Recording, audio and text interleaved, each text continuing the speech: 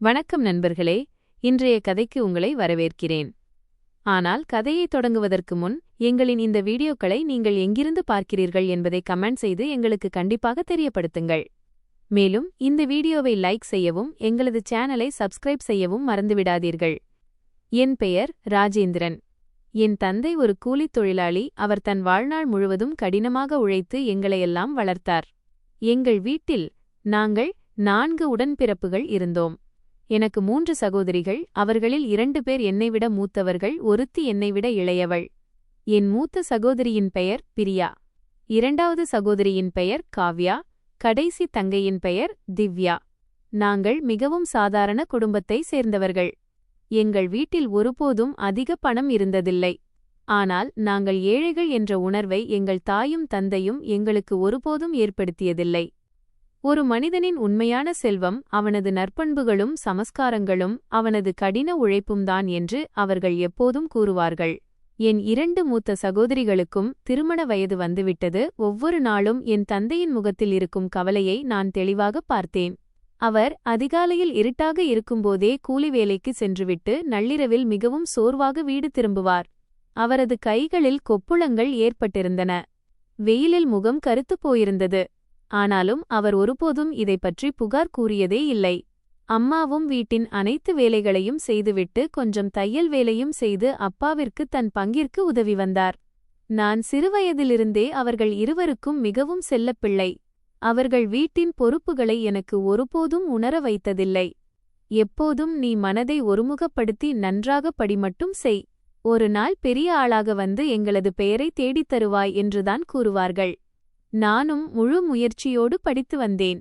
ஆனால் நான் வளர வளர என் வீட்டின் உண்மையான சூழ்நிலை எனக்கு புரியத் தொடங்கியது. இரவில் அனைவரும் சாப்பிட்டுவிட்டு உறங்கிய பிறகு நான் பலமுறை தந்தையின் அருகில் அமர்ந்து, அப்பா, நீங்கள் எதைப் பற்றியும் கவலைப்படாதீர்கள்.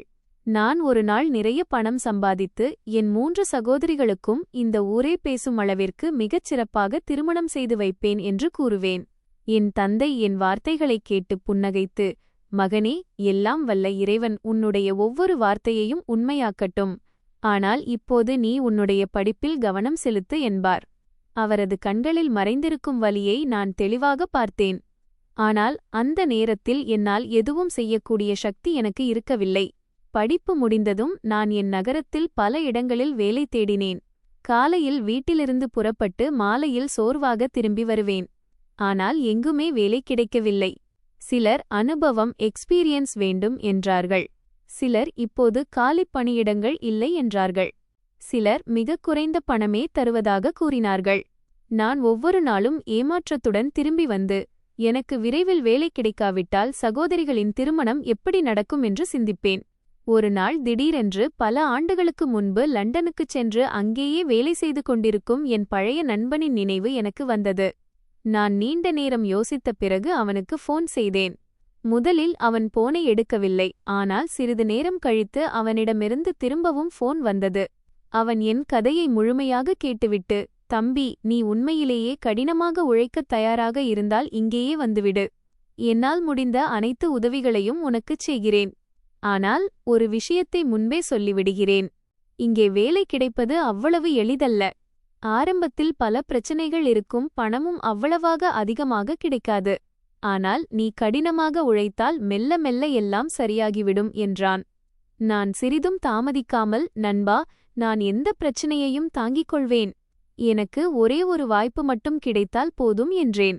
அவன், சரி, நான் உன்னுடைய வீசா செயல்முறைகளை தொடங்குகிறேன். நீ உன்னுடைய ஆவணங்களை தயாராக வைத்திரு என்றான். நான் மிகுந்த மகிழ்ச்சியோடு வீட்டிற்கு வந்து இந்த விஷயத்தை என் தாய் மற்றும் தந்தையிடம் கூறினேன். முதலில் அவர்கள் இருவருமே மிகவும் பயந்துவிட்டார்கள். அம்மா அழத் தொடங்கி, மகனே, நீ இவ்வளவு தூரம் சென்றுவிட்டால் நாங்கள் எப்படி வாழ்வோம் என்றாள். தந்தையும் சில நொடிகள் அமைதியாக அமர்ந்திருந்தார். பின்னர் அவர் ஒரு பெருமூச்சு விட்டு, நம் மகனின் எதிர்காலம் அங்கே சிறப்பாக அமையுமென்றால் நாம் அவனை தடுக்கக்கூடாது என்றார். அவர் உள்ளுக்குள் உடைந்து போயிருந்தார் என்பதை நான் அறிவேன். ஆனால் என் முன்னால் அவர் மன உறுதியோடு நின்றார். லண்டன் செல்வதற்கு நிறைய பணம் தேவைப்பட்டது. எங்களிடம் அவ்வளவு பணம் இல்லை. அதனால் அம்மா தனது திருமண காலத்தில் எஞ்சியிருந்த சில நகைகளை எடுத்துக் கொடுத்தார். தந்தையும் தான் சேமித்து வைத்திருந்த கொஞ்ச நஞ்ச சேமிப்பை கொடுத்தார். அப்படியிருந்தும் பணம் முழுமையாக திகையவில்லை. அதனால் சில நகைகளை அடகு வைக்க வேண்டியதாயிற்று. எனக்கு மிகவும் வருத்தமாக இருந்தது. வேண்டாம், விட்டுவிடுங்கள், நான் இங்கேயே எங்காவது வேலை செய்து கொள்கிறேன் என்று நான் திரும்பத் திரும்ப கூறிக்கொண்டிருந்தேன். ஆனால் என் தந்தை, மகனே, இப்போது பின்வாங்காதே. ஒருமுறை முடிவெடுத்துவிட்ட பிறகு முழு தைரியத்துடன் முன்னோக்கிச் செல்.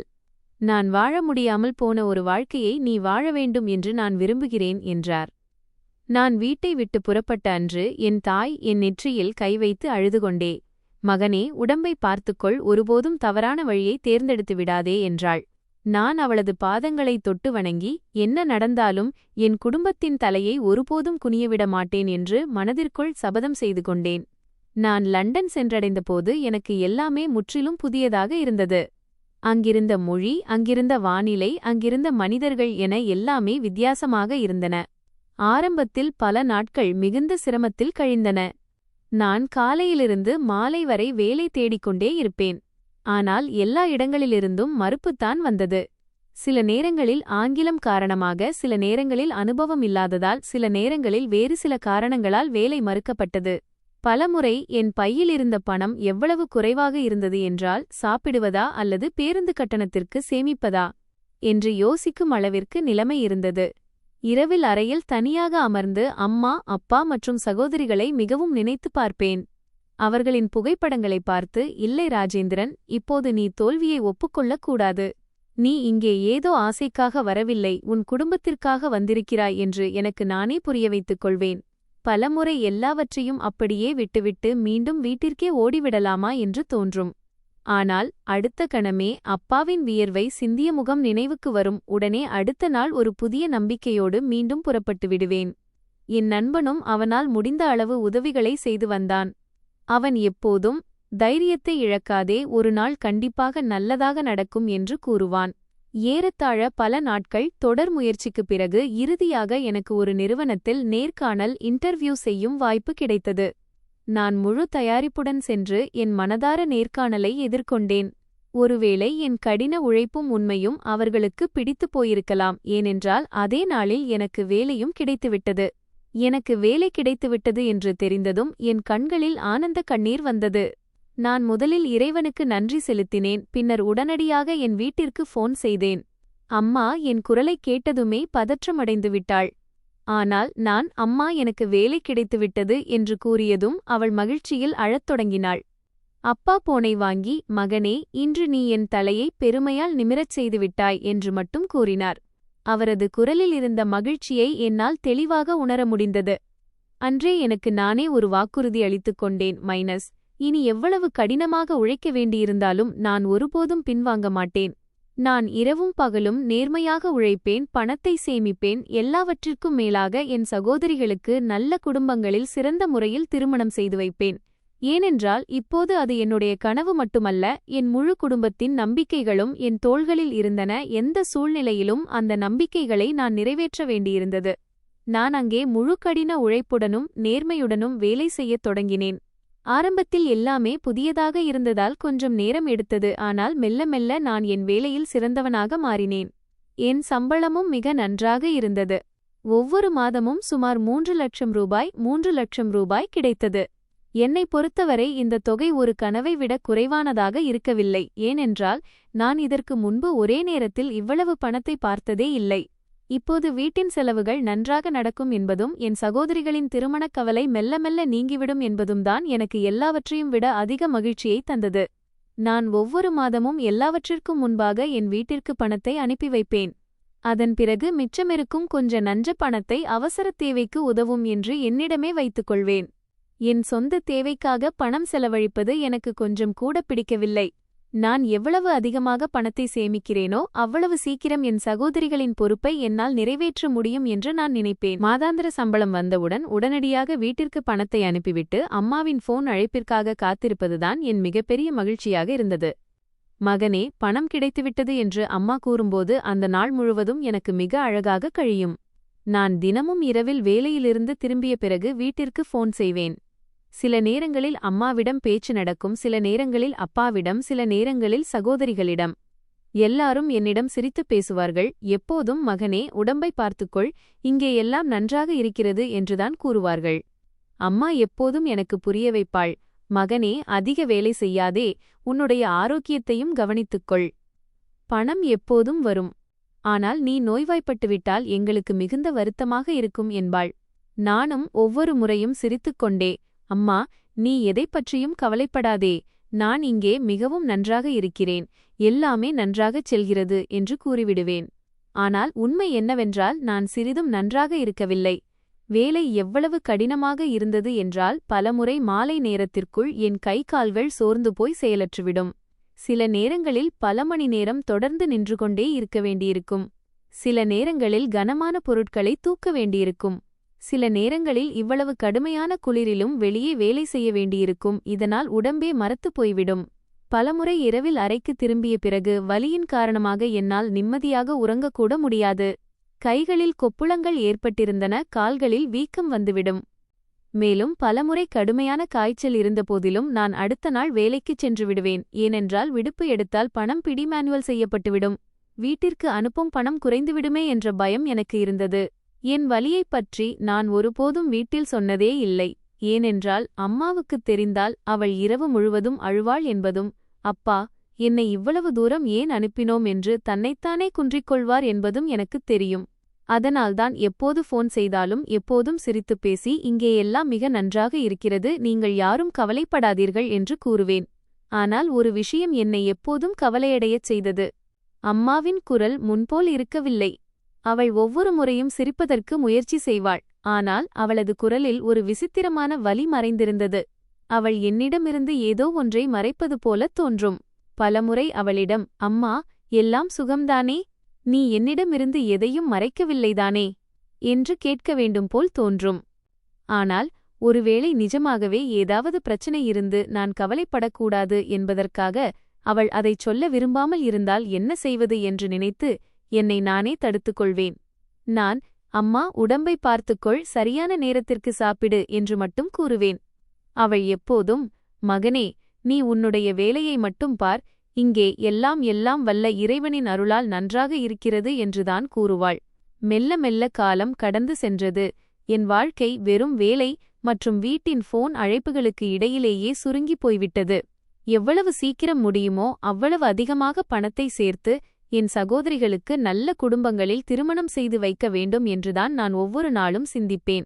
பலமுறை விடுமுறை நாட்களிலும் கூட கூடுதல் நேரம் ஓவர்டைம் வேலை செய்வேன். இதனால் இன்னும் கொஞ்சம் பணம் கூடுதலாக கிடைக்கும். என் நண்பர்கள், கொஞ்சம் ஓய்வும் எடுத்துக்கொள் என்று கூறுவார்கள். ஆனால் எனக்கு ஓய்வை விட என் குடும்பத்தைப் பற்றிய கவலைதான் அதிகமாக இருந்தது. ஒரு நாள் நான் வேலையில் இருந்தபோது என் ஃபோன் ஒலித்தது. பார்த்தபோது என் மூத்த சகோதரி பிரியாவின் ஃபோன் அழைப்பு அது. நான் உடனடியாக ஒரு மூலைக்குச் சென்று ஃபோனை எடுத்தேன். அவளது குரலில் மிகுந்த மகிழ்ச்சி நிறைந்து இருந்தது.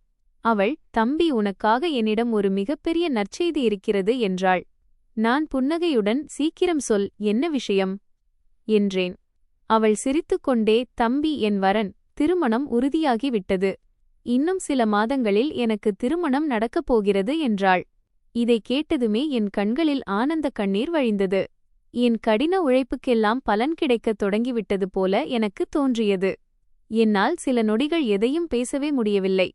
பின்னர் நான், உண்மையாகவா அக்கா, இது மிகவும் மகிழ்ச்சியான விஷயம். இறைவனுக்கு கோடான கோடி நன்றிகள் என்றேன். அவள் சிரித்துக்கொண்டே, ஆமாம் தம்பி, மாப்பிள்ளை வீட்டாரும் மிகவும் நல்லவர்கள் என்றாள். எல்லாரும் மிகவும் அன்பாக பேசுகிறார்கள். அவர்கள் எந்தவிதமான தவறான வரதட்சணை போன்ற கோரிக்கையையும் வைக்கவில்லை. இதை கேட்டவுடன் என் மனம் இன்னும் மகிழ்ச்சியடைந்தது. என் தோள்களில் இருந்த ஒரு மிகப்பெரிய சுமை குறைந்ததைப் போல எனக்கு தோன்றியது. நான் அதே கணத்தில் அம்மாவிடம் பேச வேண்டும் என்று கூறினேன். அம்மா போனை வாங்கி, ஆமாம் மகனே, எல்லாம் வல்ல இறைவன் நம் பிரார்த்தனையை கேட்டுவிட்டார். மனிதர்கள் மிகவும் நல்லவர்கள். பிரியா அங்கே மிகவும் மகிழ்ச்சியாக இருப்பாள் என்று நாங்கள் நம்புகிறோம். நீ எதைப் பற்றியும் கவலைப்படாதே. இனி எல்லாமே மெல்ல மெல்ல நன்றாக நடக்கும் என்றாள். அம்மாவின் வார்த்தைகளை கேட்டவுடன் என் முகத்தில் புன்னகை வந்தது. நான், அம்மா, நீங்கள் திருமண ஏற்பாடுகளை தொடங்குங்கள். பணத்தைப் பற்றி சிறிதும் கவலைப்படாதீர்கள். என்ன தேவை இருந்தாலும் நான் அனுப்பி வைக்கிறேன். என் சகோதரியின் திருமணத்தில் எந்த குறையும் இருக்கக்கூடாது. அவளது ஒவ்வொரு சிறிய மற்றும் பெரிய ஆசையும் நிறைவேற வேண்டுமென்று நான் விரும்புகிறேன் என்றேன். அம்மா, மகனே, நீ ஏற்கனவே எங்களுக்காக நிறைய செய்துவிட்டாய் என்றாள். ஆனால் நான், இல்லை அம்மா, இன்னும் நான் எதுவுமே செய்யவில்லை. எந்த நாளில் என் 3 சகோதரிகளையும் சிரித்த முகத்தோடு அவர்களின் புதிய வீட்டிற்கு வழி அனுப்பி வைக்கிறேனோ அன்றுதான் நான் ஒரு மகனாக என் கடமையைச் செய்ததாக உணர்வேன் என்றேன். அன்று வேலையிலிருந்து திரும்பும்போது என் காலடிகள் முன்பை விட மிகவும் லேசாக இருந்தன. என் முகத்தில் புன்னகையும் இதயத்தில் ஒரு புதிய நம்பிக்கையும் இருந்தது. என் கடின உழைப்பு இப்போது உண்மையாகவே என் குடும்பத்தின் மகிழ்ச்சியாக மாறத் தொடங்கிவிட்டது என்று எனக்கு தோன்றியது. இந்த எண்ணமே என்னை முன்பை விட இன்னும் அதிகமாக உழைக்கத் தயார்படுத்தியது. ஏனென்றால் இன்னும் என் 2 சகோதரிகளின் பொறுப்புகள் மீதமிருக்கின்றன என்பதும், எந்தச் சூழ்நிலையிலும் என் தாய் மற்றும் தந்தையின் ஒவ்வொரு கனவையும் நிறைவேற்றியே தீருவேன் என்பதும் எனக்கு தெரியும். நான் லண்டனில் வேலை செய்து கொண்டே முழுமையாக 1 வருடத்தை கழித்திருந்தேன். காலம் எப்படி ஓடியது என்றே தெரியவில்லை. இந்த 1 வருடத்தில் என் வாழ்க்கை வெறும் வேலை, வீடு மற்றும் குடும்ப நினைவுகளுக்கு இடையிலேயே கழிந்தது. நான் ஒவ்வொரு மாதமும் 1 நாள் கூட தாமதமின்றி வீட்டிற்கு பணத்தை அனுப்பி வந்தேன். ஒவ்வொரு இரவும் ஃபோன் செய்து எல்லாரின் நலனையும் விசாரித்தேன். அம்மா எப்போதும், மகனே, இங்கேயெல்லாம் நன்றாக இருக்கிறது. நீ உன்னுடைய உடம்பை பார்த்துக்கொள், கடினமாக உழைத்துக்கொண்டே இரு என்றுதான் கூறுவாள். நானும் அவளது வார்த்தைகளை நம்பிவிட்டேன். ஏனென்றால் இப்போது வீட்டின் சூழ்நிலை முன்பை விட மிகவும் நன்றாக மாறியிருக்கும் என்று நான் நினைத்தேன். என் மூத்த சகோதரியின் திருமணத்திற்கு நேரில் வரவேண்டும் என்று எனக்குள் மிகுந்த ஆசை இருந்தது. ஆனால் எனக்கு விடுமுறை கிடைக்கவில்லை. அந்த நேரத்தில் அம்மா போனில் என்னிடம், மகனே, உன் சகோதரியின் திருமணம் மிகச் சிறப்பாக நடந்து முடிந்தது. எல்லாரும் மிகவும் மகிழ்ச்சியாக இருந்தார்கள். இப்போது அவள் தன் புகுந்த வீட்டில் ராணி போல வாழ்கிறாள் என்று கூறினார். இதைக் கேட்டதும் என் கண்களில் ஆனந்த கண்ணீர் வந்தது. என் உழைப்பு வெற்றியை தருகிறது என்று நான் உணர்ந்தேன். அன்று நான் வேலைக்கும் முழு உற்சாகத்துடன் சென்றேன். ஏனென்றால் மெல்ல மெல்ல என் கனவுகள் அனைத்தும் நிறைவேறத் தொடங்கிவிட்டதாக எனக்கு தோன்றியது. காலம் இப்படியே கடந்து சென்றது. பின்னர் ஒரு நாள் திடீரென்று என் முதலாளி பாஸ் என்னை அவரது அறைக்கு கேபினுக்கு அழைத்தார். என்ன விஷயமாக இருக்கும் என்று தெரியாமல் நான் கொஞ்சம் பதற்றமடைந்தேன். ஆனால் அவர் புன்னகையுடன், ராஜேந்திரன், நீ கடந்த 1 வருடத்தில் மிகவும் கடினமாக உழைத்திருக்கிறாய். நீ எந்த ஒரு வேலைக்கும் மறுப்புச் சொன்னதே இல்லை. எனவே நிறுவனத்தின் சார்பில் உனக்கு 1 மாத விடுமுறை வழங்கப்படுகிறது. நீ உன் வீட்டிற்குச் சென்று உன் குடும்பத்துடன் நேரத்தை செலவிட்டு வா என்றார். இதைக் கேட்டதுமே என் இதயம் மகிழ்ச்சியால் நிறைந்தது.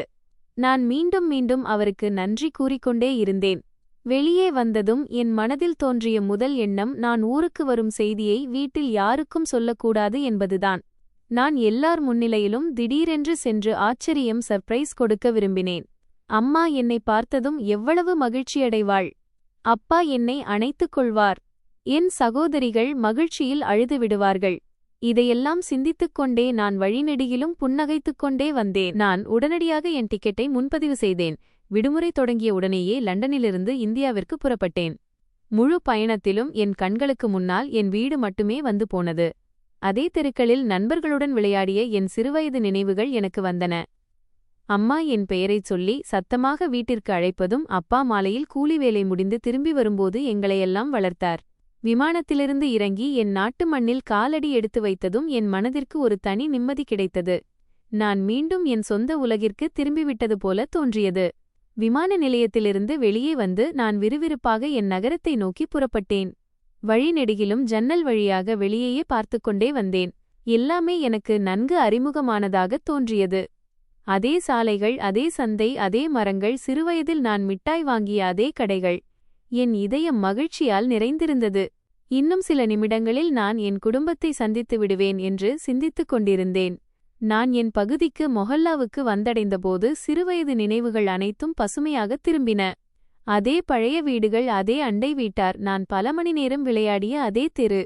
ஆனால் ஏன் என்று தெரியவில்லை, அன்று அந்த பகுதியின் சூழ்நிலை எனக்கு கொஞ்சம் விசித்திரமாகத் தோன்றியது. மக்கள் என்னை பார்த்து புன்னகைத்தார்கள். ஆனால் அவர்களின் புன்னகையில் முன்பிருந்த மகிழ்ச்சி இல்லை. சிலர் என்னை பார்த்ததும் அமைதியாகிவிட்டார்கள். ஏதோ சொல்ல வருவது போலவும் ஆனால் சொல்ல முடியாமல் தவிப்பது போலவும் இருந்தார்கள். நான் அதைப் பற்றி அதிகம் கவலைப்படாமல் விறுவிறுப்பாக என் வீட்டை நோக்கி நடந்தேன். நான் வீட்டின் வாசலுக்கு முன்னால் வந்ததும் என் இதயம் மிகவும் வேகமாக துடிக்கத் தொடங்கியது. இப்போது கதவு திறக்கும் அம்மா என்னை பார்த்ததும் மகிழ்ச்சியில் அழுதுவிடுவாள் என்று நினைத்தேன்.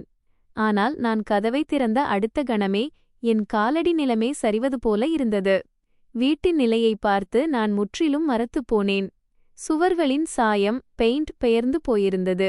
பல இடங்களில் கூரையிலிருந்து தண்ணீர் ஒழுகியதற்கான அடையாளங்கள் இருந்தன. வீட்டின் பொருட்களும் முன்பை விட மிகவும் பழையதாகவும் உடைந்தும் காணப்பட்டன. நான் உள்ளே பார்வையைச் செலுத்தியபோது என் ஒரு சகோதரி பாத்திரம் கழுவிக் கொண்டிருப்பதையும் மற்றொருத்தி பெருக்கிக் கொண்டிருப்பதையும் 3வது சகோதரியும் அங்கேயே வீட்டின் வேலைகளைச் செய்து கொண்டிருப்பதையும் பார்த்தேன். ஆனால் எல்லாவற்றையும் விட மிகப்பெரிய அதிர்ச்சி எனக்கு அப்போதுதான் ஏற்பட்டது. என் மூத்த சகோதரி பிரியாவையும் நான் அங்கேயே பார்த்தபோது அவளுக்கு திருமணம் முடிந்துவிட்டது என்றும் அவள் தன் புகுந்த வீட்டில் மகிழ்ச்சியாக இருப்பாள் என்றும் தான் நான் நினைத்து கொண்டிருந்தேன். ஆனால் அவள் என் முன்னால் அதே பழைய வீட்டில் நின்று கொண்டிருந்தாள். அவளது முகத்திலிருந்த புன்னகையும் காணாமல் போயிருந்தது. அவளது முகம் மிகவும் பலவீனமாக காணப்பட்டது. என்னால் சில நொடிகள் எதையும் பேசவே முடியவில்லை. என் கையிலிருந்த பைக் கீழே விழுந்தது. நான் எல்லாரையும் அப்படியே வெறித்து பார்த்து கொண்டிருந்தேன். உண்மையில் இங்கு என்னதான் நடக்கிறது என்று எனக்கு புரியவே இல்லை. பின்னர் நான் வேகமாக அம்மா மற்றும் அப்பாவை நோக்கிச் சென்றேன். இருவருமே என்னை பார்த்ததும் முற்றிலும் அதிர்ச்சியடைந்தார்கள். நான் வருவேன் என்று அவர்கள் சிறிதும் எதிர்பார்க்கவில்லை என்பது போல இருந்தது. அம்மா என்னை பார்த்ததுமே அழத் தொடங்கினாள். அப்பாவும் சில நொடிகள் அமைதியாக என்னையே பார்த்து கொண்டிருந்தார். நான் இருவரின் பாதங்களையும் தொட்டு வணங்கினேன். ஆனால் என் மனதில் இத்தனை கேள்விகள் இருந்ததால் என்னால் என்னை கட்டுப்படுத்த முடியவில்லை. நான் பதற்றத்துடன், அம்மா, இதெல்லாம் என்ன? வீட்டின் நிலைமை ஏன் இப்படியாகிவிட்டது? நான் ஒவ்வொரு மாதமும் இவ்வளவு பணம் அனுப்பி வைத்தேனே, அப்படியிருந்தும் வீட்டில் ஏன் இந்த நிலைமை என்று கேட்டேன். நான் இவ்வளவு சொன்னதுமே அம்மாவின் கண்களிலிருந்து கண்ணீர் வழிந்தோடியது. அவள் மீண்டும் மீண்டும் தன் முந்தானையால் முகத்தை மறைத்துக் கொள்ள முயன்றாள். ஆனால் அவளது கண்ணீரை என்னிடமிருந்து மறைக்க முடியவில்லை. ஏதோ ஒரு மிகப்பெரிய விஷயம் என்னிடமிருந்து மறைக்கப்பட்டிருக்கிறது என்பதை நான் புரிந்து கொண்டேன். நான் மீண்டும், அம்மா, உண்மையைச் சொல்லுங்கள், உண்மையில் என்ன நடந்தது என்று கேட்டேன். ஆனால் அவள் எதுவும் பேசவில்லை, அழுது கொண்டே இருந்தாள். என் இதயம் இன்னும் பதற்றமடையத் தொடங்கியது. அப்போது என் பார்வை மீண்டும் பிரியா அக்காவின் மீது விழுந்தது.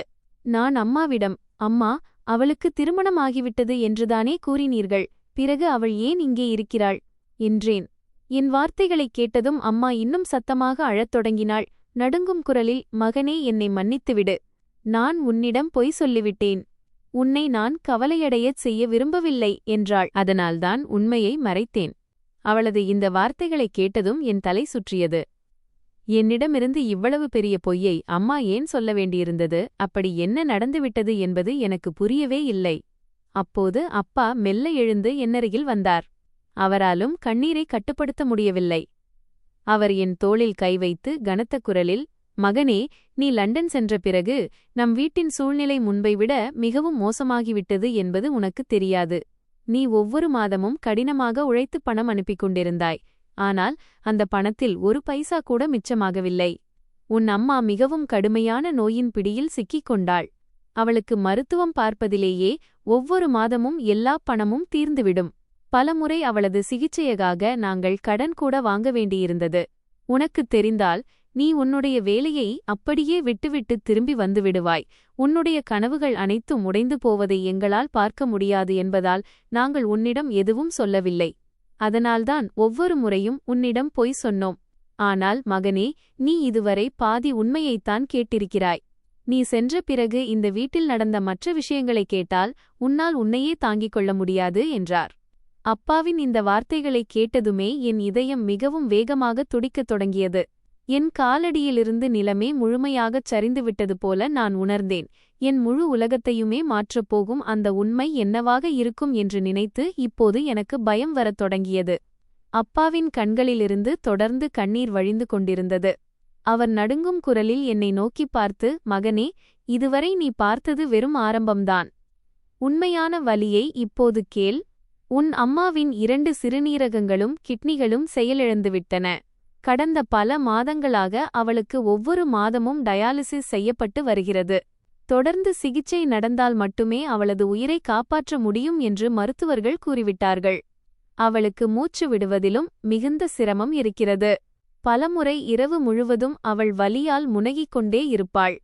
ஆனால் விடிந்ததும் உனக்கு எதுவும் தெரிந்துவிடக்கூடாது என்பதற்காக உன்னிடம் போனில் சிரித்துப் பேசுவாள். நீ ஒவ்வொரு மாதமும் இவ்வளவு கடினமாக உழைத்து அனுப்பிய பணத்தின் ஒவ்வொரு பைசாவும் உன் அம்மாவின் சிகிச்சையில்தான் செலவானது.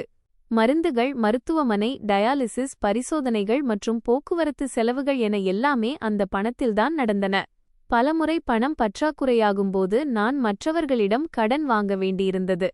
ஆனால் உனக்கு உண்மை தெரிந்தால் நீ அன்றே எல்லாவற்றையும் விட்டுவிட்டு திரும்பி வந்து விடுவாய். இதனால் உன் வேலையும் போய்விடும், உன் அம்மாவின் சிகிச்சையும் நின்றுவிடும், உன் சகோதரிகளின் எதிர்காலமும் இருண்டுவிடும் என்பது எங்களுக்குத் தெரியும். அதனால்தான் எங்களது வலியை எங்கள் நெஞ்சிற்குள்ளேயே அமுக்கி வைத்திருந்தோம் என்றார். அவரது வார்த்தைகளை கேட்டதுமே என் கால்களுக்கு கீழே இருந்த பூமி பிளப்பது போல இருந்தது. என் தலை சுற்றத் தொடங்கியது. என் கண்களுக்கு முன்னால் இருள் சூழ்ந்தது. நான் அப்படியே தரையில் அமர்ந்துவிட்டேன். என் கண்களிலிருந்து கண்ணீர் தானாகவே வழிந்தோடியது. என்னால் என்னை ஒருபோதும் மன்னிக்க முடியவில்லை. நான் இவ்வளவு தூரம் தள்ளி அமர்ந்து கொண்டு என் வீட்டில் எல்லாமே நன்றாக நடக்கிறது என்று நினைத்து கொண்டிருந்தேனே. ஆனால் என் குடும்பம் இவ்வளவு பெரிய துயரத்தை கடந்து வந்திருக்கிறது. இதைப் பற்றி எனக்கு ஒரு சிறு தகவல் கூட தெரியாமல் போய்விட்டதே என்று சிந்தித்துக் கொண்டிருந்தேன். நான் உடனடியாக எழுந்து என் அம்மாவிடம் சென்றேன். அவள் ஒரு கட்டிலில், கயிறு கட்டிலில் அமர்ந்திருந்தாள். அவளது முகம் முன்பை விட மிகவும் பலவீனமாக மாறியிருந்தது. உடம்பு முற்றிலும் வற்றிப்போயிருந்தது. கண்களுக்கு கீழே கருவளையங்கள் விழுந்திருந்தன. அவளை பார்த்ததும் என் இதயம் உடைந்து நொறுங்கியது. நான் அவளது பாதங்களுக்கு அருகில் அமர்ந்தேன். அவளது கைகளை என் கைகளில் ஏந்திக் கொண்டு அழுது கொண்டே, அம்மா, இதெல்லாம் எப்படி நடந்தது? நீ என்னிடம் ஒருமுறை கூட ஏன் சொல்லவில்லை? நான் உன்னுடைய மகன். எனக்கு முன்பே தெரிந்திருந்தால் நான் கண்டிப்பாக ஏதாவது ஒரு வழி செய்திருப்பேனே என்றேன். அம்மா நடுங்கும் கையால் என் தலையை வருடி தன் முகத்தில் ஒரு சிறிய புன்னகையை வரவழைத்துக் கொண்டு, மகனே, நான் உன்னிடம் என்னவென்று சொல்வேன்? இதெல்லாம் உனக்குத் தெரிந்தால் நீ அதே கணத்தில் வேலையை விட்டுவிட்டு இங்கே வந்துவிடுவாய் என்று எனக்குத் தெரியும். நீ உன்னுடைய எல்லாக் கனவுகளையும் கைவிட்டிருப்பாய். பிறகு என் சிகிச்சையும் நின்று போயிருக்கும், உன் சகோதரிகளின் வாழ்க்கையும் வீணாகிப் போயிருக்கும் என்றாள். அதனால்தான் என் மூச்சு இருக்கும் வரை எல்லாவற்றையும் பொறுத்துக்கொள்வேன். ஆனால் உன்னை கவலையடைய விடமாட்டேன் என்று நினைத்தேன். அம்மாவின் இந்த வார்த்தைகளைக் கேட்டதும் நான் இன்னும் அதிகமாக அழத் தொடங்கினேன். உலகிலேயே மிகப்பெரிய செல்வம் என் அம்மாதான் என்று எனக்கு தோன்றியது. ஆனால் அவளது வலியை என்னால் புரிந்து கொள்ள முடியாமல் போய்விட்டதே. நான் அவளை கட்டியணைத்துக் கொண்டு நீண்ட நேரம் அழுது கொண்டே இருந்தேன். பின்னர் நான் என் கண்ணீரை துடைத்துவிட்டு என் 3 சகோதரிகளிடமும் சென்றேன். மூவரின் முகத்திலும் கவலை தெளிவாக தெரிந்தது. ஆனாலும் என்னை பார்த்ததும் அவர்கள் புன்னகைக்க முயன்றார்கள். நான் மூவரின் கைகளையும் என் கைகளில் ஏந்திக் கொண்டு, நீங்கள் யாரும் சிறிதும் கவலைப்படாதீர்கள். உங்கள் சகோதரன் இப்போது திரும்பி வந்துவிட்டான். இனி நான் யாரையும் அழவிட மாட்டேன். இனி எல்லாமே முன்போல நன்றாக மாறும்.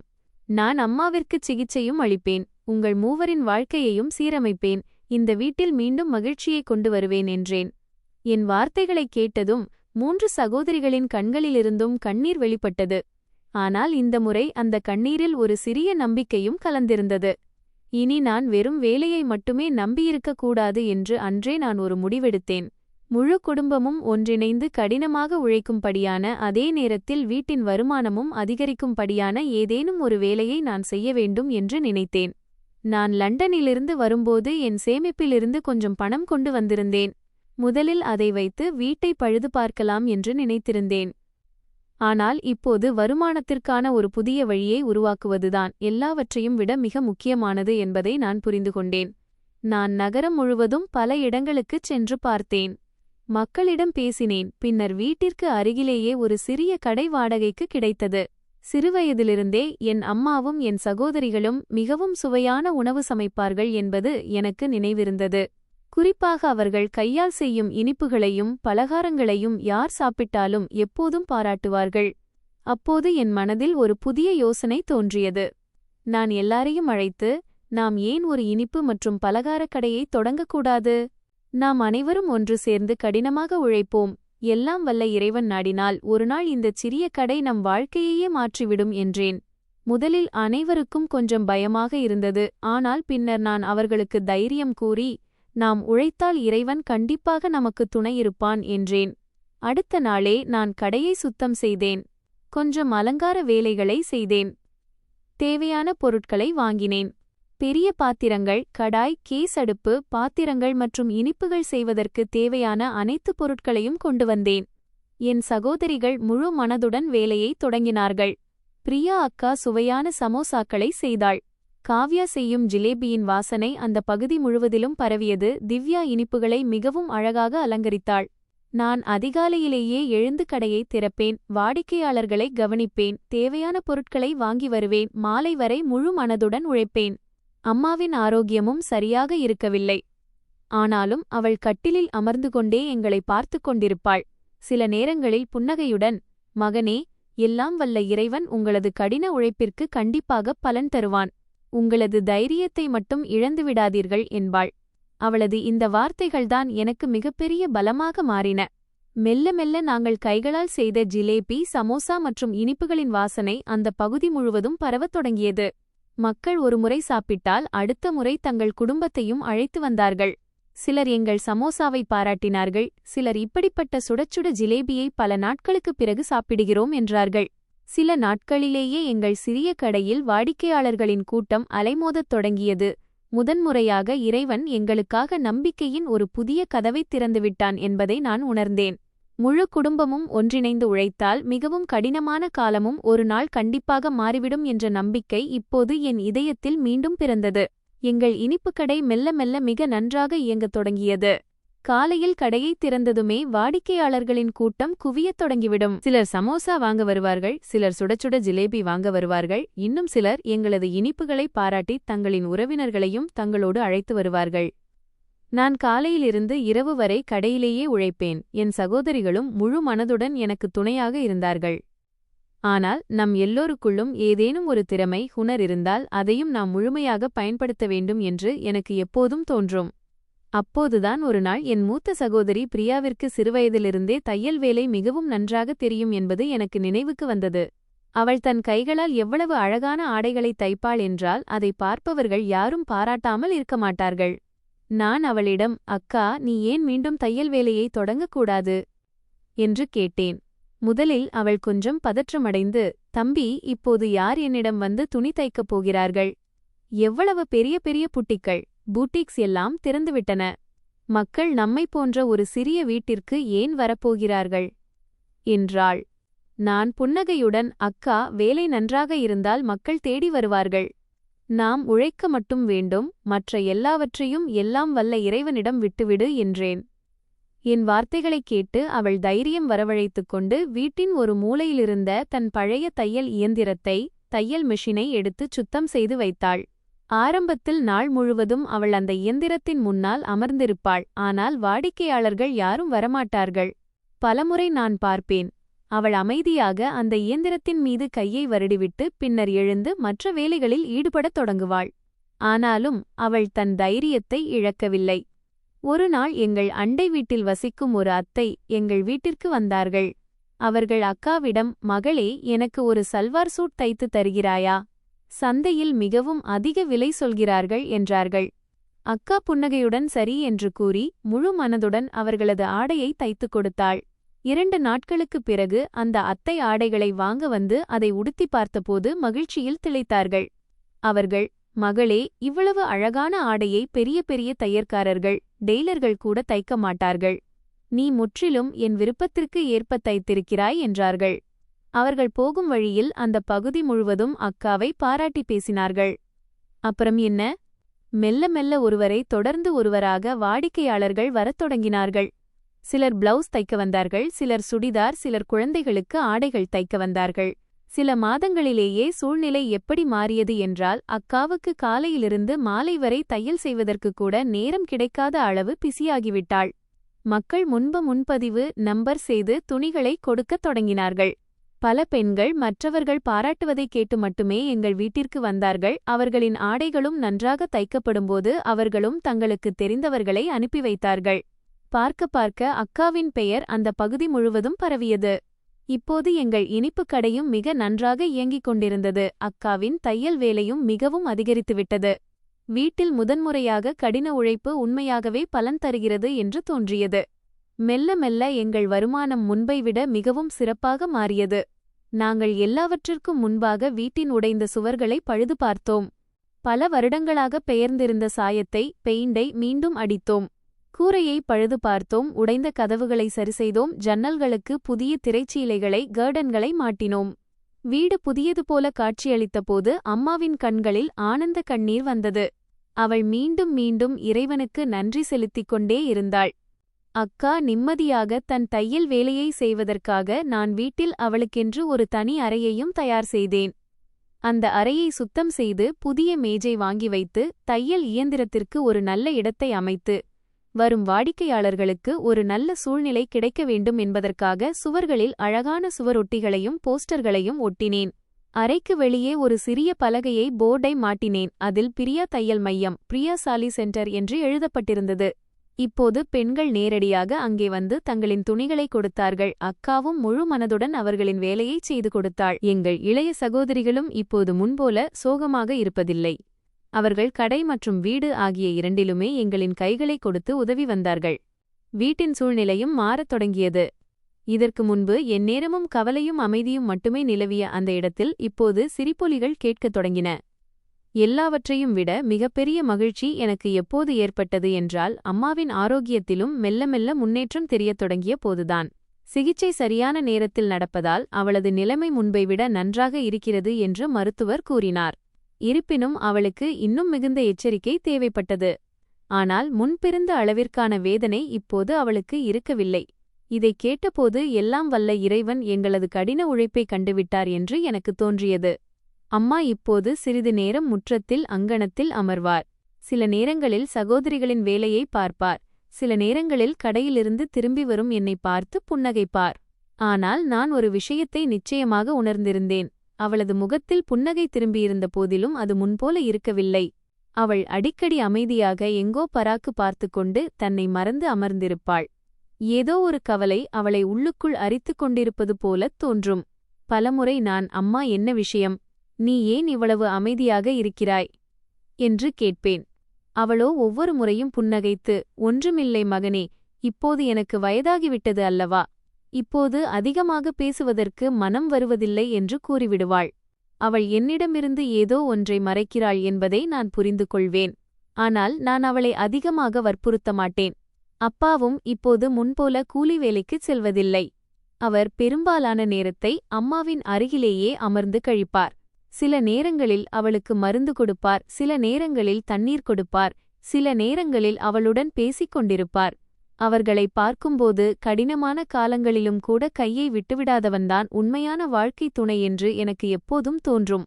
நான் இரவில் கடையை மூடிவிட்டு வீட்டிற்கு திரும்பியதும் எல்லாவற்றிற்கும் முன்பாக அம்மா மற்றும் அப்பாவின் அருகில் சென்று அமர்வேன். நாங்கள் மூவரும் நீண்ட நேரம் பேசிக் கொண்டிருப்போம். நான் என் கைகளாலேயே அம்மாவிற்கு ஊட்டிவிடுவேன்.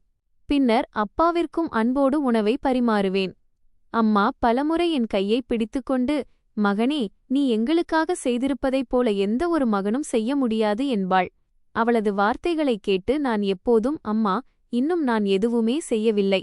எந்த நாளில் உங்களை முழுமையாக ஆரோக்கியமாக பார்க்கிறேனோ, என் 3 சகோதரிகளையும் எப்போதும் மகிழ்ச்சியாக பார்க்கிறேனோ, அன்றுதான் என் உழைப்பு வெற்றியடைந்ததாக நான் உணர்வேன் என்று கூறுவேன்.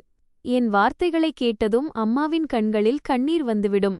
ஆனால் இந்த முறை அந்த கண்ணீரில் வலியை விட தன் மகனைப் பற்றிய பெருமைதான் அதிகமாக தெரிந்தது. இனி எங்கள் குடும்பத்திற்கு எந்த ஒரு கெட்ட காலமும் வரக்கூடாது என்று நான் மனதிற்குள் இறைவனிடம் பிரார்த்தனை செய்து கொள்வேன். ஆரம்பத்தில் சில நாட்களுக்கு எங்கள் வீட்டில் யாருக்கும் எந்த வேலையிலும் மனம் ஈடுபடவில்லை. அம்மா சென்ற பிறகு வீட்டின் ஒட்டுமொத்த பொலிவும் ரவுனக் அழிந்துவிட்டது போல தோன்றியது. காலையில் எழுந்ததும் வழக்கமான பழக்கத்தின் காரணமாக நான் அம்மாவின் அறையை நோக்கி பார்ப்பேன். ஆனால் ஒவ்வொரு முறையும் வெறிச்சோடி கிடக்கும் படுக்கையை பார்க்கும்போது என் இதயம் கனத்துவிடும். அப்பா நாள் முழுவதும் அமைதியாகவே அமர்ந்திருப்பார். இதற்கு முன்பு அவர் ஒவ்வொரு சிறிய விஷயத்திற்கும் அம்மாவிடம்தான் ஆலோசனை கேட்பார். இப்போது யாரிடமும் எதுவும் சொல்வதில்லை. என் 3 சகோதரிகளும் தங்களின் கண்களின் கண்ணீரை மறைத்துக் கொண்டு வீட்டின் வேலைகளை செய்து வந்தார்கள். ஆனால் அவர்களின் இதயத்திற்குள் எவ்வளவு வலி இருக்கிறது என்பதை என்னால் புரிந்து கொள்ள முடிந்தது. இரவில் நாங்கள் அனைவரும் ஒன்றாக அமர்ந்து சாப்பிடும்போது முன்போல சிரித்து பேசுவதற்கு யாருக்கும் தைரியம் வருவதில்லை. அம்மாவின் அந்த வெற்றியிடம் எங்களை ஒவ்வொரு கணமும் வாட்டியது. ஒரு நாள் நான் எல்லாரையும் என் அருகில் அமர வைத்து, பாருங்கள், நாம் இப்படியே உடைந்து போனால் அம்மாவின் உழைப்பு அனைத்தும் வீணாகிவிடும். நாம் அனைவரும் ஒன்றாக இணைந்து மகிழ்ச்சியாக இருக்க வேண்டும் என்றுதான் அம்மா எப்போதும் விரும்பினாள். எனவே இப்போது நாம் நம்மை நாமே தேற்றிக்கொள்ள வேண்டும் என்றேன். என் வார்த்தைகளைக் கேட்டதும் அப்பா என்னை நோக்கி பார்த்தார். அவரது கண்களில் கண்ணீர் இருந்தது. அவர் என் கையை பிடித்துக்கொண்டு, மகனே, இன்று உன்னை பார்த்து எனக்கு மிகுந்த பெருமையாக இருக்கிறது. நீ இந்த வீட்டை காப்பாற்றிவிட்டாய். இல்லையென்றால் உன் அம்மா சென்ற பிறகு நான் முற்றிலும் தனித்துப் போயிருப்பேன் என்றார். நான் அவரிடம், அப்பா, இப்போது நான் இருக்கிறேன் அல்லவா, நீங்கள் எதைப் பற்றியும் கவலைப்படத் தேவையில்லை என்றேன். நாங்கள் அனைவரும் ஒன்றிணைந்து இந்த வீட்டை முன்பை விட மிகவும் சிறப்பாக மாற்றுவோம். இதற்குப் பிறகு நாங்கள் அனைவரும் மீண்டும் எங்களது வேலையில் கவனம் செலுத்தத் தொடங்கினோம். நான் அதிகாலையிலேயே எழுந்து கடையை திறந்துவிடுவேன். என் 2 மூத்த சகோதரிகளும் இனிப்புகளும் பலகாரங்களும் செய்வதில் எனக்கு கை கொடுத்து உதவி வந்தார்கள். இளைய சகோதரி கடையில் வாடிக்கையாளர்களுக்கு பொருட்களை எடுத்துக் கொடுத்து வந்தாள். மூத்த அக்கா தன் தையல் வேலையையும் தொடர்ந்து செய்து வந்தாள். மெல்ல மெல்ல எங்கள் வேலை முன்பை விட இன்னும் மிக நன்றாக இயங்கத் தொடங்கியது. மக்கள் எங்களது இனிப்புகளை பெரிதும் பாராட்டினார்கள். தூரத்து இடங்களிலிருந்தும் எங்களுக்கு ஆர்டர்கள் வரத் தொடங்கின. ஆன்லைன் மூலமாகவும் இப்போது பல மக்கள் எங்களிடமிருந்து இனிப்புகளை தருவிக்கத் தொடங்கினார்கள். பண்டிகை காலங்களிலோ எங்கள் கடையில் வாடிக்கையாளர்களின் கூட்டம் எந்த அளவிற்கு அலைமோதும் என்றால் நாங்கள் நள்ளிரவு வரை வேலை செய்ய வேண்டியிருக்கும். ஆனால் இப்போது இந்த உழைப்பினால் எங்களுக்கு எந்தவொரு சோர்வும் ஏற்படவில்லை. ஏனென்றால் நாங்கள் எங்கள் குடும்பத்திற்காக உழைக்கிறோம் என்பது எங்களுக்கு தெரிந்திருந்தது. சில மாதங்களுக்குப் பிறகு நாங்கள் கடையை இன்னும் பெரிதாக்கினோம். புதிய இயந்திரங்களை வாங்கினோம். மேலும் 2 லடகோம் வேலையாட்களை வேலைக்கும் அமர்த்தினோம். இப்போது எங்கள் வருமானம் முன்பை விட பல மடங்கு அதிகமாக உயர்ந்திருந்தது. ஒரு நாள் அப்பா என்னிடம் வந்து, மகனே, இப்போது நாம் பிரியா மற்றும் காவ்யாவின் திருமணத்தைப் பற்றி மீண்டும் சிந்திக்க வேண்டும் என்று எனக்கு தோன்றுகிறது. முன்பு வீட்டின் சூழ்நிலை மோசமாக இருந்ததால் நம்மால் எதுவும் செய்ய முடியாமல் போனது. ஆனால் இப்போது எல்லாம் வல்ல இறைவன் நம்மை மீண்டும் சீரமைத்து விட்டான் என்றார். நான் புன்னகையுடன், அப்பா, இனி இந்த முழு பொறுப்பும் என்னுடையது. என் சகோதரிகளின் திருமணம் மிகச் சிறந்த குடும்பங்களில் நடக்கும். எந்த ஒரு விஷயத்திலும் நான் குறை வைக்க மாட்டேன் என்றேன். சில நாட்களுக்குப் பிறகு எங்கள் உறவினர்கள் மூலமாக பிரியா அக்காவிற்கு ஒரு மிக நல்ல வரன் வந்தது. மாப்பிள்ளை நன்கு படித்தவர். அவராகவே ஒரு சிறிய தொழிலும் செய்து வந்தார். எல்லாவற்றையும் விட மிக முக்கியமாக அவரது குடும்பம் மிகவும் நல்லதாக இருந்தது. அவர்கள் வரதட்சணையைப் பற்றி எந்தவொரு பேச்சும் பேசவில்லை. ஒரு நல்ல பெண் மட்டுமே போதும் என்று விரும்பினார்கள். நாங்கள் அனைவரும் அவர்களை சந்தித்தபோது எங்களுக்கும் அந்த மனிதர்களை மிகவும் பிடித்துப் போனது. அக்காவும் அவரிடம் பேசினாள். அவளும் இந்த வரனில் மகிழ்ச்சியாக இருந்தாள். சில மாதங்களிலேயே நாங்கள் மிக விமரிசையாக பிரியா அக்காவின் திருமணத்தை செய்து முடித்தோம். இந்த முறையும் என் கண்களில் கண்ணீர் இருந்தது. ஆனால் இது ஆனந்த கண்ணீர். ஏனென்றால் நான் லண்டன் செல்லும்போது கண்ட கனவு இன்று நனவாகியிருந்தது. திருமணத்திற்குப் பிறகு அக்கா புகுந்த வீட்டிற்கு புறப்படும்போது என்னை கட்டியணைத்து, தம்பி, நீ மட்டும் அன்று தோல்வியை ஒப்புக்கொண்டு பின்வாங்கியிருந்தால் இன்று நம் குடும்பம் ஒருபோதும் மீண்டிருக்காது என்றாள். நான், அக்கா, இதெல்லாம் அம்மாவின் பிரார்த்தனைகளின் பலன்தான் என்றேன். இதற்குப் பிறகு மெல்ல மெல்ல காவ்யாவிற்கும் ஒரு நல்ல வரன் அமைந்தது. அவளது திருமணமும் ஒரு மிக நல்ல குடும்பத்தில் சிறப்பாக நடந்து முடிந்தது. இப்போது வீட்டில் நானும் இளைய சகோதரி திவ்யாவும் அப்பாவும் மட்டுமே எஞ்சியிருந்தோம். திவ்யா படிப்பில் மிகவும் சுட்டியாக புத்திசாலியாக இருந்தாள். நான் அவளிடம், நீ உன்னுடைய படிப்பை முழுமையாக முடி. நீ எவ்வளவு படிக்க விரும்புகிறாயோ அவ்வளவு உன்னை படிக்க வைக்கிறேன் என்றேன். அவளும் எதை பற்றியும் கவலைப்படத் தேவையில்லை என்ற நிலை இருந்தது. அவள் மனதை ஒருமுகப்படுத்தி நன்றாக படித்து வந்தாள். இறுதியாக அவளுக்கு அரசு வேலையும் கவர்மெண்ட் வேலையும் கிடைத்தது. அவளது பணி நியமன கடிதம், அப்பாயின்மெண்ட் லெட்டர் வந்த அன்று அப்பாவின் கண்களிலிருந்து ஆனந்த கண்ணீர் வழிந்தது. அவர் வானத்தை நோக்கிப் பார்த்து, இன்று உன் அம்மா மட்டும் இருந்திருந்தால் எவ்வளவு மகிழ்ச்சியடைந்திருப்பாள் என்றார். அன்று நானும் மிகவும் அழுதேன். ஏனென்றால் எனக்கு அம்மாவின் நினைவு மிகவும் அதிகமாக வந்தது. இப்போது எங்கள் குடும்பம் மீண்டும் மகிழ்ச்சியால் நிறைந்திருந்தது. சில காலத்திற்குப் பிறகு அந்த பகுதி மக்கள் என்னை பாராட்டி கௌரவித்தார்கள். ஏனென்றால் நான் கடின உழைப்புடனும் நேர்மையுடனும் என் குடும்பத்தை காப்பாற்றியிருந்தேன். மகன் என்று இருந்தால் இவனைப் போன்ற ராஜேந்திரனைப் போல இருக்க வேண்டும். தான் துன்பங்களை சுமந்த போதிலும் தன் குடும்பத்திற்கு ஒரு தூணாக மாறிவிட்டான் என்று மக்கள் பேசினார்கள். சில காலத்திற்குப் பிறகு அப்பா என்னிடம், மகனே, இனி உனக்கும் திருமணத்தை முடித்து வைக்க வேண்டும் என்றார். இதற்கு முன்பு நான் எப்போதும் மறுத்துவிடுவேன். ஆனால் இந்த முறை நான் அவரது வார்த்தையை ஏற்றுக்கொண்டேன். என் திருமணமும் ஒரு மிக நல்ல விவேகமான பெண்ணுடன் நடந்தது. அவள் வீட்டிற்குள் வந்த கணமே அப்பாவை தன் சொந்தத் தந்தையைப் போல கௌரவித்தாள். என் சகோதரிகளை தன் சொந்தச் சகோதரிகளைப் போல அன்போடு ஏற்றுக்கொண்டாள். எங்கள் வீடு மீண்டும் சிரிப்பாலும் மகிழ்ச்சியாலும் நிறைந்தது. இப்போது நான் என் கடைக்கு வெளியே அமர்ந்து மக்கள் இனிப்புகளை வாங்குவதை பார்க்கும்போது எனக்கு என் பழைய நாட்கள் நினைவுக்கு வருகின்றன. எப்போது எங்களிடம் சாப்பிடுவதற்கு கூட பணம் இல்லையோ அந்த நாட்கள். எப்போது அம்மா தன் நோயை மறைத்து எங்களது பலமாக மாறினாளோ அந்த நாட்கள். எப்போது அப்பா கூலி வேலை செய்து குடும்பத்தை நடத்தினாரோ மற்றும் எப்போது நான் லண்டனில் தனியாக அமர்ந்து என் வீட்டை நினைத்து அழுதேனோ அந்த நாட்கள். ஆனால் நான் வாழ்க்கையிலிருந்து ஒரு விஷயத்தை கற்றுக்கொண்டேன். ஒரு மனிதன் கடினமாக உழைப்பதை கைவிடாமலும் தன் குடும்பத்தின் துணையை விடாமலும் இருந்தால் ஒரு நாள் அல்லது ஒரு நாள் எல்லாம் வல்ல இறைவன் அவனது உழைப்பிற்கான பலனை நிச்சயமாக தருகிறான். கடினமான காலம் எப்போதும் நிலைத்திருப்பதில்லை, ஆனால் தைரியம் கொண்ட மனிதர்கள் எப்போதும் முன்னோக்கி முன்னேறி விடுகிறார்கள். இன்று என் சகோதரிகள் தத்தமது வீடுகளில் மகிழ்ச்சியாக இருக்கிறார்கள். இளைய சகோதரி தன் வேலையை செய்து வருகிறாள். அப்பா எங்களுடன் நிம்மதியாக வாழ்கிறார். நான் ஒவ்வொரு நாளும் என் அம்மாவின் புகைப்படத்திற்கு முன்னால் கைகளை கூப்பி, அம்மா, நீங்கள் கொடுத்த நற்பண்புகளால்தான் சமஸ்காரங்களால்தான் இன்று நம் குடும்பம் மீண்டும் புன்னகைக்கிறது. உங்கள் போதனைகளை என் வாழ்நாளில் நான் ஒருபோதும் மறக்க மாட்டேன் என்று கூறுகிறேன். பின்னர் இப்போது எல்லாமே முன்போல சரியாக தொடங்கியிருந்தது. ஆனால் அம்மாவின் நினைவு இன்றுவரை எங்கள் இதயங்களிலிருந்து நீங்கவில்லை. வீட்டில் மீண்டும் சிரிப்பொலி கேட்கத் தொடங்கியது. ஆனால் எந்தவொரு மகிழ்ச்சியான தருணம் வந்தாலும் எல்லாவற்றிற்கும் முன்பாக அம்மாவின் குறைதான் உணரப்பட்டது.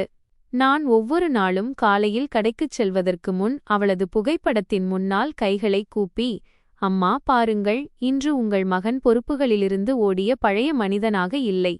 இன்று நான் உங்களது ஒவ்வொரு போதனையின்படியும் நடந்து வருகிறேன் என்று கூறுவேன். இப்போது நான் என் மற்ற 2 சகோதரிகளின் திருமணத்தையும் மிகச் சிறப்பாக விமரிசையாக செய்து முடித்தேன். அவர்களின் திருமணத்தில் எந்தவொரு குறையும் இருக்கக்கூடாது என்று நான் முயற்சி செய்தேன். ஒவ்வொரு சகோதரனும் தன் சகோதரியின் விடைபெறுதல், புகுந்த வீட்டிற்கு புறப்படுதல் சிரித்த முகத்தோடு நடக்க வேண்டும் என்று எப்படி விரும்புவானோ நானும் அப்படியே செய்தேன். அவர்களின் புகுந்த வீட்டாரும் மிகவும் நல்ல மனிதர்களாக இருந்தார்கள். அவர்கள் என் சகோதரிகளை தங்களின் சொந்த மகள்களைப் போல ஏற்றுக்கொண்டார்கள். அவர்களுக்கு மிகுந்த அன்பையும் மரியாதையையும் கொடுத்தார்கள். நான் முதன்முறையாக என் சகோதரிகளின் புகுந்த வீட்டிற்குச் சென்று அங்கே எல்லாரும் அவர்களை எவ்வளவு அன்போடு நடத்துகிறார்கள் என்று பார்த்தபோது என் கண்களில் ஆனந்த கண்ணீர் வந்தது. எல்லாம் வல்ல இறைவன் என் கடின உழைப்பின் பலனை எனக்கு கொடுத்துவிட்டதாக நான் உணர்ந்தேன். இப்போது என் 3 சகோதரிகளும் தத்தமது வீடுகளுக்குச் சென்று விட்டார்கள். அவர்களின் வாழ்க்கை நிலை பெற்றுவிட்டது. அம்மாவின் மிகப்பெரிய கனவு நனவாகியிருந்தது. ஒரு நாள் அப்பா என்னிடம் வந்தார். அவர் என் தோளில் கை வைத்து அன்போடு, மகனே, நீ உண்மையாகவே என் மற்றும் உன் அம்மாவின் கனவை நிறைவேற்றிவிட்டாய்.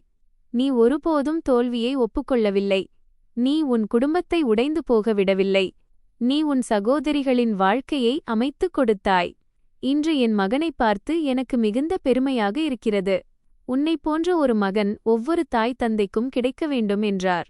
அவரது வார்த்தைகளைக் கேட்டதும் என்னால் என்னை கட்டுப்படுத்த முடியவில்லை. நான் அவரது பாதங்களைப் பற்றிக் கொண்டு, அப்பா, நீங்களும் அம்மாவும் எனக்கு நல்ல நற்பண்புகளை கொடுக்கவில்லை என்றால் என்னால் எதையும் செய்திருக்க முடியாது. இதெல்லாம் உங்களது கடின உழைப்பும் அம்மாவின் பிரார்த்தனைகளும்தான் காரணம்.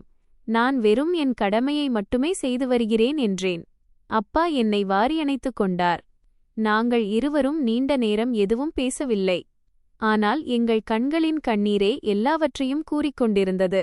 அதற்குப் பிறகு வாழ்க்கை இன்னும் அழகானதாக மாறிக்கொண்டே சென்றது. என் 3 சகோதரிகளும் எப்போது தங்களின் பிறந்த வீட்டிற்கு வந்தாலும் முழு வீடும் மீண்டும் பழையபடி மாறுவது போல இருக்கும். அவர்களின் சிறிய குழந்தைகள் வீடு முழுவதும் ஓடிப்பிடித்து விளையாடுவார்கள். சில நேரங்களில் என் தோள்களில் ஏறிக்கொள்வார்கள். சில நேரங்களில் அப்பாவின் மடியில் அமர்ந்து கொள்வார்கள். முழு வீடும் அவர்களின் சிரிப்பொலியால் எதிரொலிக்கும். அந்த குழந்தைகளை பார்க்கும்போது, அம்மா இன்று இருந்திருந்தால் இவர்களை பார்த்து எவ்வளவு மகிழ்ச்சியடைந்திருப்பாள் என்று எனக்குத் தோன்றும். என் சகோதரிகள் ஒவ்வொரு முறையும் எனக்காக தங்களின் கைகளால் ஏதேனும் ஒரு பலகாரத்தை செய்து கொண்டு வருவார்கள். நானும் அவர்களுக்காக முன்பே பல பரிசுகளை, கிஃப்ட்டுகளை வாங்கி வைத்திருப்பேன். சில நேரங்களில் குழந்தைகளுக்கான பொம்மைகள், சில நேரங்களில் புதிய ஆடைகள், சில நேரங்களில் இனிப்புகள், சில நேரங்களில் அவர்களுக்கு பிடித்தமான ஏதேனும் ஒரு பொருள். அவர்கள் ஒவ்வொரு முறையும் என்னிடம், அண்ணா, இவ்வளவு பொருட்களை கொடுக்காதே என்று கூறுவார்கள். ஆனால் நான் சிரித்துக்கொண்டே, நீங்கள் சிறியவர்களாக இருந்தபோது உங்களுக்காக என்னால் எதுவும் செய்ய முடியவில்லை. இன்று எல்லாம் வல்ல இறைவன் எனக்கு இவ்வளவு கொடுத்திருக்கும்போது என் சகோதரிகளுக்காக செலவிடுவதில்தான் எனக்கு எல்லாவற்றையும் விட அதிக மகிழ்ச்சி கிடைக்கிறது என்று கூறுவேன். அவர்கள் மீண்டும் தங்களது வீடுகளுக்கு புறப்படும்போதெல்லாம் நான் அவர்களுக்கு வழிக்காக இனிப்புகளையும் ஏகப்பட்ட பொருட்களையும் கொடுத்து வழி அனுப்பி வைப்பேன். அப்பா வாசலில் நின்று கொண்டு அவர்கள் செல்வதையே பார்த்து கொண்டிருப்பார். அவர்கள் சென்ற பிறகு வீடு மீண்டும் அமைதியாகிவிடும். ஆனால் இப்போது அந்த அமைதியில் முன்பிருந்த சோகம் இருக்கவில்லை. ஏனென்றால் எங்கள் மகள்கள் தத்தமது வீடுகளில் மகிழ்ச்சியாக இருக்கிறார்கள் என்பது எங்களுக்கு தெரிந்திருந்தது. மெல்ல மெல்ல எங்கள் தொழிலும் முன்பை விட மிகவும் சிறப்பாக இயங்கத் தொடங்கியது. இப்போது மக்கள் தூரத்து இடங்களிலிருந்தும் எங்கள் கடைக்கு வரத் தொடங்கினார்கள். எங்கள் இனிப்புகளுக்கான அங்கீகாரம் நகரம் முழுவதும் பரவியிருந்தது. பண்டிகை நாட்களிலோ எந்த அளவிற்கு கூட்டம் அலைமோதும் என்றால் நாங்கள் நள்ளிரவு வரை வேலை செய்ய வேண்டியிருக்கும். நான் கடையை இன்னும் பெரிதாக்கினேன். புதிய இயந்திரங்களை நிறுவினேன். இன்னும் சில மனிதர்களை வேலைக்கு அமர்த்தினேன். இதனால் அவர்களின் குடும்பங்களும் நன்றாக நடக்கும் அல்லவா? எல்லாம் வல்ல இறைவன் என்னை முன்னோக்கி கொண்டு வந்திருக்கிறான் என்றால் நானும் மற்றவர்களுக்கு ஒரு தூணாக மாற வேண்டும் என்று எனக்கு எப்போதும் தோன்றுவதுண்டு. ஏழை பிள்ளைகளுக்கும் என் கடையில் வேலை கொடுத்தேன். இதனால் அவர்களும் தங்களது குடும்பத்திற்கு உதவ முடியும். ஒரு நாள் அந்த பகுதியின் பெரியவர்கள் சிலர் என்னிடம் வந்து, ராஜேந்திரா, உன்னை பார்த்து எங்களுக்கு பெருமையாக இருக்கிறது. நீ உன்னுடைய வீட்டை மட்டும் காப்பாற்றவில்லை, மற்ற மனிதர்களுக்கும் வேலைவாய்ப்பை வழங்கியிருக்கிறாய். உன் அம்மா எங்கே இருந்தாலும் இன்று மிகவும் மகிழ்ச்சியடைவாள் என்றார்கள். அவர்களின் வார்த்தைகளைக் கேட்டதும் நான் மீண்டும் உணர்ச்சிவசப்பட்டேன். அன்று இரவு நான் அம்மாவின் புகைப்படத்திற்கு முன்னால் நீண்ட நேரம் அமர்ந்திருந்தேன். அவளுடன் மனதிற்குள் பேசிக்கொண்டே இருந்தேன். நான், அம்மா, நீங்கள் எப்போதும் எனக்கு உழைக்கத்தான் கற்றுக் கொடுத்தீர்கள். சூழ்நிலை எப்படி இருந்தாலும் ஒருபோதும் தோல்வியை ஒப்புக்கொள்ளக்கூடாது என்று கூறினீர்கள். இன்று உங்களது ஒவ்வொரு வார்த்தையும் உண்மையாகிவிட்டது. அந்த நேரத்தில் நான் உடைந்திருந்தால் ஒருவேளை இன்று என் சகோதரிகளின் வாழ்க்கை அமைந்திருக்காது. அப்பாவின் முகத்தில் இந்தப் புன்னகையும் திரும்பியிருக்காது. இன்று என்னிடம் பணம் இருக்கிறது, மரியாதை இருக்கிறது, சொந்தத் தொழில் இருக்கிறது மற்றும் மகிழ்ச்சியான குடும்பம் இருக்கிறது. ஆனால் இதிலெல்லாம் மிகப்பெரிய விஷயம் என்னவென்றால் இன்று என்னை பார்த்து எனக்கு வெட்கமில்லை, மாறாக பெருமையாக இருக்கிறது. ஏனென்றால் என் தாய் தந்தையின் கனவுகளை நான் அரைகுறையாக விட்டுவிடவில்லை. இதுதான் என் வாழ்க்கையின் மிகப்பெரிய வெற்றி என்றேன். பின்னர் ஒரு நாள் என் 3 சகோதரிகளும் தங்களின் குழந்தைகளுடன் எங்கள் வீட்டிற்கு வந்திருந்தார்கள். முழு வீடும் சிரிப்பாலும் மகிழ்ச்சியாலும் நிறைந்திருந்தது. குழந்தைகள் வீடு முழுவதும் விளையாடிக் கொண்டிருந்தார்கள். நாங்கள் அனைவரும் ஒன்றாக அமர்ந்து பேசிக் கொண்டிருந்தோம். அப்போது என் மூத்த சகோதரி புன்னகையுடன், தம்பி, நீ எங்கள் வாழ்க்கையை அமைத்துக் கொடுத்து விட்டாய். இப்போது எங்களுடைய ஒரு வார்த்தையையும் ஏற்றுக்கொள் என்றாள். நான் சிரித்துக்கொண்டே, சரி சொல், இப்போது என்ன செய்ய வேண்டும் என்று கேட்டேன். அவளோ, இப்போது நீயும் திருமணத்தை முடித்துக்கொள்ள வேண்டும். இவ்வளவு காலம் தனியாகவே இருந்தது போதும். இப்போது நம் வீட்டிற்கும் ஒரு அண்ணி, பாபி வரவேண்டும். அவள்தான் இந்த வீட்டின் பொறுப்புகளை ஏற்றுக்கொள்வாள், அப்பாவையும் கவனித்துக் கொள்வாள் என்றாள். என் 2வது சகோதரியும் சிரித்துக்கொண்டே, ஆமாம் தம்பி, இப்போது உனக்கும் வயதாகி வருகிறது. இதற்கு முன்பு நீ எங்களது பொறுப்புகளில் மூழ்கியிருந்தாய். அதனால்தான் நாங்கள் உன்னிடம் எதுவும் சொல்லவில்லை. ஆனால் இப்போது எங்களுக்கும் திருமணம் முடிந்துவிட்டது. நாங்கள் அனைவரும் தத்தமது வீடுகளில் மகிழ்ச்சியாக இருக்கிறோம். இப்போது உன்னுடைய முறை என்றாள். இளைய சகோதரி திவ்யாவும் புன்னகைத்து, அண்ணா, இப்போது எங்களுக்கும் எங்கள் அண்ணி வேண்டும். அவள் எங்களையெல்லாம் நேசிப்பாள். இந்த வீட்டை மீண்டும் முன்போல சிரிப்பாலும் மகிழ்ச்சியாலும் நிரப்புவாள் என்றாள். அவர்களின் வார்த்தைகளைக் கேட்டு நான் புன்னகைத்தேன். எதுவும் பேசவில்லை. அப்போது அப்பாவும் அங்கேயே அமர்ந்திருந்தார். அவர், மகனே, உன் சகோதரிகள் கூறுவது முற்றிலும் சரிதான். நீ எங்களுக்காக நிறைய செய்துவிட்டாய். இப்போது உன்னுடைய வாழ்க்கையைப் பற்றியும் சிந்தித்துப்பார். நானும் உன்னுடைய திருமணத்தை பார்க்க வேண்டும் என்றார். நான் அப்பாவை நோக்கி பார்த்தேன். அவரது கண்களில் எப்போதும் இருக்கும் அதே அன்புதான் நிறைந்து இருந்தது. நான் மெதுவாக, நீங்கள் எப்படிச் சரியாக நினைக்கிறீர்களோ அப்படியே. எனக்கு எந்த ஆட்சேபனையும் இல்லை என்றேன். என் வார்த்தைகளைக் கேட்டதுமே 3 சகோதரிகளும் மகிழ்ச்சியில் துள்ளி குதித்தார்கள். இனி இந்த வேலை எங்களது பொறுப்பு. எங்களது அண்ணனுக்காக மிகச் சிறந்த ஒரு பெண்ணை தேடிக் கொண்டு வருவோம் என்று கூறினார்கள். அடுத்த நாளே என் சகோதரிகள் எனக்காக வரன் தேடத் தொடங்கினார்கள். எங்கள் பகுதிக்குச் சற்று தள்ளி ஒரு குடும்பம் வசித்து வந்தது. அவர்களின் மகளின் பெயர் ஷிகா என்பதாகும். அவள் பார்ப்பதற்கு மிகவும் அழகாக இருந்தாள். ஆனால் அவள் வெறும் அழகாக மட்டுமன்றி அவளது நற்பண்புகளும் சமஸ்காரங்களும் மிகவும் சிறப்பாக இருந்தன. அந்த பகுதி முழுவதும் மக்கள் அவளை பாராட்டி பேசினார்கள். அவள் தன் தாய் மற்றும் தந்தையை மிகவும் கௌரவித்து வந்தாள். வீட்டின் அனைத்து வேலைகளையும் மிக நேர்த்தியாக கவனித்துக் கொண்டாள். அதோடு அவள் நன்கு படித்தவளாகவும் இருந்தாள். என் சகோதரிகளுக்கு அவளைப் பற்றி தெரிந்ததும் அவர்கள் அப்பாவிடம், நாம் ஒருமுறை அவளது வீட்டில் பேச வேண்டும் என்று கூறினார்கள். அப்பாவும் அதற்கு சம்மதித்தார். பின்னர் ஒரு நாள் என் 3 சகோதரிகளும் அப்பாவும் ஷிகாவின் வீட்டிற்கு வரன் ரிஷ்தா கொண்டு சென்றார்கள். அவர்கள் அங்கே அமர்ந்து அவளது குடும்பத்தாரிடம் பேசினார்கள். இரு குடும்பத்தினரும் ஒருவரையொருவர் நன்றாக புரிந்து கொண்டார்கள். ஷிகாவின் பெற்றோரும் மிகவும் நல்ல எளிமையான மனிதர்களாக இருந்தார்கள். அவர்களுக்கு எங்கள் குடும்பத்தை பிடித்துப் போனது. அவர்கள் எந்தவொரு பேராசையும் இன்றி இந்த வரனுக்கு சரி என்று சம்மதம் தெரிவித்தார்கள். என் சகோதரிகள் வீட்டிற்கு வந்து என்னிடம் இந்த விஷயத்தை கூறியபோது நான் கொஞ்சம் வெட்கப்படத் தொடங்கினேன். பின்னர் சில நாட்களுக்குப் பிறகு எங்களது முதல் சந்திப்புக்கு ஏற்பாடு செய்யப்பட்டது. நான் முதன்முறையாக ஷிகாவை பார்த்தபோது அவளது எளிமை என் இதயத்தை கொள்ளையடித்தது. அவள் எல்லாரிடமும் மிகுந்த மரியாதையுடன் பேசினாள். அவளது கண்களில் ஒரு சொந்த பந்த உணர்வு இருந்தது. அவளது முகத்தில் எப்போதும் ஒரு அழகான புன்னகை தவழ்ந்து கொண்டிருந்தது. இந்த பெண்தான் என் வீட்டை மகிழ்ச்சியால் நிரப்புவாள் என்பதை நான் அந்த கணமே உணர்ந்தேன். மறுபுறம் அவளுக்கும் என்னை மிகவும் பிடித்துப் போயிருந்தது. பின்னர் இரு குடும்பத்தாரின் சம்மதத்துடன் எங்களது திருமணம் உறுதியானது. என் சகோதரிகள் தங்களின் சொந்த திருமணத்தைப் போல என் திருமணத்திற்கான ஏற்பாடுகளைத் தொடங்கினார்கள். ஒவ்வொரு நாளும் ஏதேனும் ஒரு புதிய பொருட்கள் வாங்கிக் கொண்டே இருந்தார்கள். சில நேரங்களில் ஆடைகள் வந்தன, சில நேரங்களில் நகைகள், சில நேரங்களில் அலங்காரப் பொருட்கள். முழு வீடும் மீண்டும் மகிழ்ச்சியால் நிறைந்தது. அப்பா எவ்வளவு மகிழ்ச்சியாக இருந்தார் என்றால் அவரை பார்க்கும்போது அவருக்கு மீண்டும் வாழ்வதற்கான ஒரு புதிய காரணம் கிடைத்துவிட்டது போல தோன்றியது. இறுதியாக நாங்கள் அனைவரும் ஆவலோடு காத்துக் கொண்டிருந்த அந்த நாளும் வந்தது. என் திருமணம் மிக விமரிசையாக நடந்தது. தூரத்து இடங்களிலிருந்தெல்லாம் உறவினர்கள் வந்திருந்தார்கள். அந்த பகுதி மக்கள் அனைவரும் எங்களது மகிழ்ச்சியில் பங்கெடுத்துக் கொண்டார்கள். என் சகோதரிகள் ஒவ்வொரு சடங்கிலும் எல்லாரையும் விட முன்னணியில் நின்று கொண்டு, இன்று எங்கள் சகோதரனின் வாழ்க்கை நிலைபெறுகிறது, அவனுக்கு வீடு அமைகிறது என்று மீண்டும் மீண்டும் கூறிக்கொண்டிருந்தார்கள்.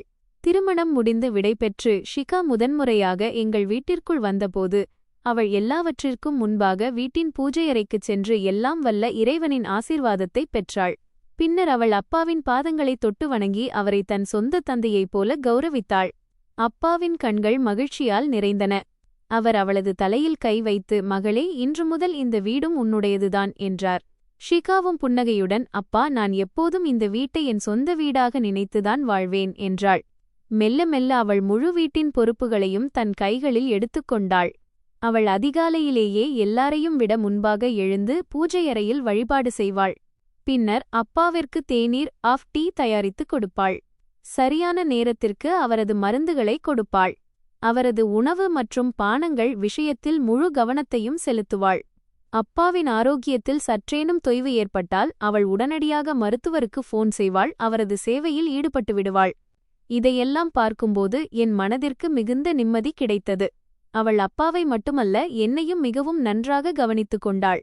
நான் கடையிலிருந்து சோர்வாக வீட்டிற்கு திரும்பும்போது அவள் எனக்காக சுடச்சுட உணவை தயாராக வைத்திருப்பாள். என்னால் முழுவதற்குமான கதைகளை மிகவும் கவனமாக கேட்பாள். எப்போதும் என் மன உறுதியை, ஹோஸ்லாவை அதிகரிப்பாள். அவள் கையால் சமைக்கும் உணவு எவ்வளவு சுவையாக இருக்கும் என்றால் அப்பாவும் சிரித்துக்கொண்டே, மகளே, நீ வந்த பிறகு வீட்டின் சுவையே மாறிவிட்டது என்பார். என் சகோதரிகள் எப்போது பிறந்த வீட்டிற்கு வந்தாலும் ஷிகா அவர்களை தன் உடன் பிறந்த சகோதரிகளைப் போல நேசித்தாள். அவர்களின் குழந்தைகளுக்காக முன்பே இனிப்புகளையும் பொம்மைகளையும் தயாராக வைத்திருப்பாள்.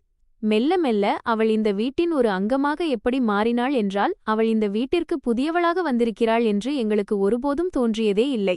இப்போது என் வாழ்க்கையும் முழுமையாக நிலை பெற்றுவிட்டது.